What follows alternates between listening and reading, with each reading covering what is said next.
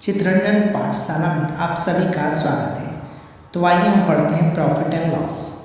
एक विक्रेता 60 रुपये में 12 केले खरीदता है और 30 रुपये में 5 केले बेचता है, तो उसे हुआ प्रतिशत लाभ क्या होगा? पहला ऑप्शन 15%, दूसरा 20%, तीसरा 25% और चौथा है 30%। तो आइए हम लोग सॉल्व करते हैं।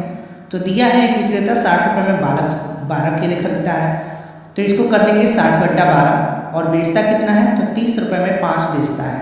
इन दोनों को तिर्यक गुणा करेंगे तो 60 × 5 300 और 12 × 30 360। दोनों पे जो लाभ होगा तो 300 पे जो लाभ निकलेगा 60 रुपये का निकलेगा।